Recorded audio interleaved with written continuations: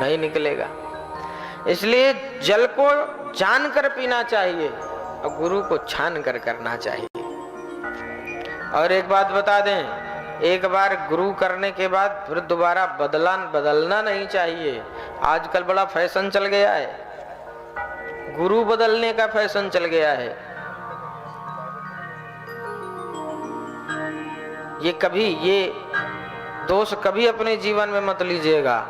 ब्रह्म गुरु एक ही होता है, ज्ञान गुरु तो अनेक हो सकते हैं, लेकिन जो ब्रह्म गुरु है सब खत्म है भाई, कुछ नहीं है इसमें। ब्रह्म गुरु एक ही होता है, ज्ञान गुरु अनेक हो सकते हैं, लेकिन ब्रह्म गुरु सिर्फ एक। और एक ही जगह अपने मन को टिका कर रखना चाहिए, एक ही जगह, एक ही गुरु पर पूर्ण श्रद्धा आप रखें। और एक देखिए, सम्मान सभी का होना चाहिए, लेकिन इष्ट और गुरु एक होना चाहिए। अब ऐसा नहीं कि हमारे फलाने गुरु जी हैं तो ढिकाने वाले बेकार हैं, ये नहीं है। हमारे गुरु जी फलाने हैं तो वो तो हमारे है ही, उनके अलावा और भी जितने साधु संत महात्मा हैं वो भी हमारे लिए पूजनीय ही हैं, वो भी हमारे लिए वंदनीय है। कथा प्रारंभ किया कुमारों ने कि तुंगभद्रा नदी के किनारे एक आत्मदेव नाम के ब्राह्मण रहते हैं, जिस नगर का नाम है उत्तम। इनकी कोई संतान नहीं थी, बहुत दुखी रहते थे।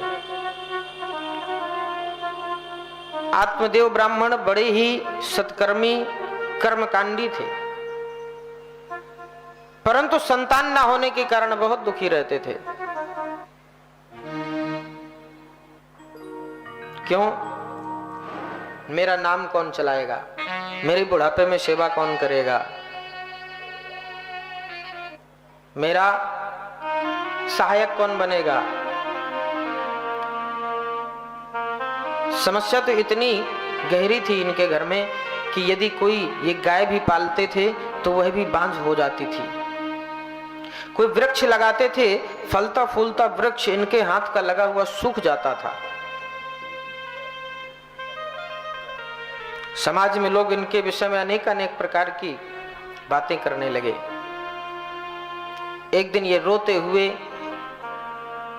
नदी के तट पर पहुंचे और जोर जोर से फुफकार मारकर रोने लगे, विलाप करने लगे।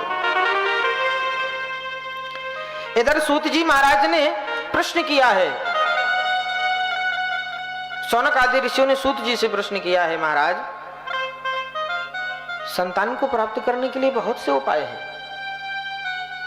बहुत उपाय हैं, यज्ञ, दान, तप, अनुष्ठान, तो क्या इस ब्राह्मण ने कुछ नहीं किया जिससे इसे संतान की प्राप्ति हो जाए? बाबा सूत जी कहते हैं सब कुछ किया, क्या नहीं किया, सब कुछ किया, लेकिन पैसे से अगर भगवान मिलने लग जाए, पैसे से अगर सुख और शांति मिलने लग जाए, तो परमात्मा भगवान को और सुख और शांति को तो ये पैसे वाले लोग अपने तिजोरी में बंद करके रखेंगे, फिर हमारे आपके जैसे गरीबों का क्या होगा? हैं? फिर तो हमें और आपको सुख शांति और परमात्मा अर्थात भगवान प्राप्त ही नहीं होगा, मिल ही नहीं पाएंगे। इसलिए बाबा कहते हैं कि पैसे से दान करने से भगवान खुश नहीं होते। हमने आपको कल भी बताया था, प्रेम बहुत आवश्यक है। बिना अनुराग के, बिना प्रेम के परमात्मा का मिलना असंभव है। मैया जानकी को भगवान राम मिले तो प्रेम के कारण मिले, प्रेम के कारण। बाबा तुलसीदास जी लिखते हैं, मिलहि न रघुपति बिन अनुरागा, जय जय सीताराम, जय जोग विराग।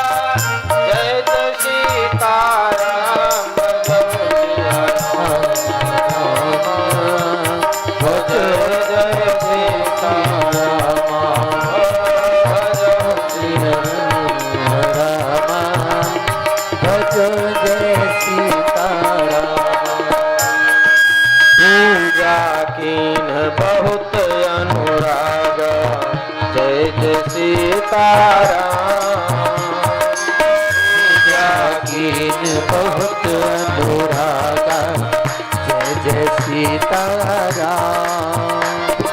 निज अनुरूप सुभग वर मांगा जय जय सीताराम सीताराम राम जय जय सीताराम भजो जय सीताराम भजो जय सीताराम। माता जानकी को भगवान राम मिले प्रेम के कारण, अनुराग के कारण। क्यों? मैया जानकी ने अनुराग किया, प्रभु से प्रेम किया, और जब प्रेम किया तो प्रभु मिले, प्रेम से परमात्मा मिला। केवट को देख लीजिए, क्या केवट की इतनी या किसी भी साधारण व्यक्ति की, मनुष्य की सामर्थ्यता है कि भगवान के चरणों को धुल ले? है क्या? लेकिन भगवान ने केवट से चरण धुलवाए। क्यों? प्रेम के कारण धुलवाए। मैया सती को भगवान भोलेनाथ मिले प्रेम के कारण मिले। सती मरत हरिशन वर मांगा जय जय सीताराम। सती मरत हरिशन वर मांगा जय जय सीताराम। जन्म जन्म शिव पद अनुरागा जय जय सीताराम भजो जय सीताराम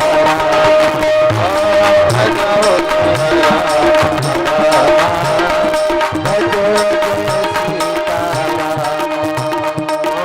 जय जय सीता।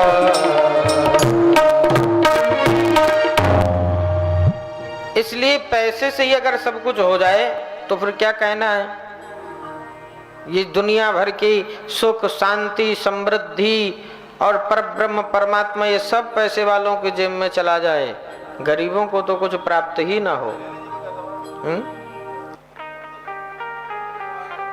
आत्मदेव ब्राह्मण नदी के किनारे जाकर रोने लगे, विलाप करने लगे। वहां से एक संत जी निकले। एक ब्राह्मण को रोता देखकर संत जी को दया आ गई। लेकिन परीक्षित जी, इस कलिकाल में दया करना भी बहुत कठिन है। हमारे पूज्य बाबा जी कहते हैं, बिना दया को संत कसाई, दया करे तो आफत आई। बिना दया को संत कसाई और दया करे तो आफत आई। संत जी आए, इनको दया आ गई। अब दया इनको आ क्या गई? इन्होंने अपने लिए ही आफत बुला ली। पूछ दिया, कथम रोदसी विप्रत्वम काते चिंतावलीयसी। हे ब्राह्मण देवता, क्या चिंता है तुम्हें? क्यों रोते हो? क्या कारण है? कृपा करके हमें बताइए, कौन सी समस्या है आपको? जैसे ही संत महाराज को देखा तो आत्मदेव ब्राह्मण गदगद हो गए हैं। क्योंकि संतों, जब परब्रह्म परमात्मा की कृपा होती है तब जाकर के संत मिलते हैं, और जब संतों की कृपा होती है तब जाकर परब्रह्म परमात्मा से मिलन होता है। ये सत्य बात है। अगर आपको गोविंद चाहिए, प्रभु चाहिए, तो संतों के चरणों में नमन करना प्रारंभ कर दीजिए और उनसे एक ही आशीर्वाद मांगिए, हमें गोविंद मिल जाए। और ये आशीर्वाद आपको जब आपको मिलता रहेगा तो एक ना एक दिन आपको गोविंद अवश्य मिलेंगे। आपकी वजह से नहीं मिलेंगे, उन संतों ब्राह्मणों के आशीर्वाद को सिद्ध करने के लिए मिलेंगे, उनके आशीर्वाद को सही करने के लिए मिलेंगे, उनका आशीर्वाद झूठा ना हो इसलिए मिलेंगे, अवश्य मिलेंगे, इसमें कोई संदेह नहीं है।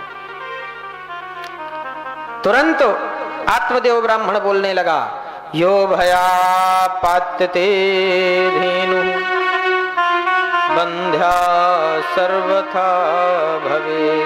महाराज मेरे कोई संतान नहीं है, यदि कोई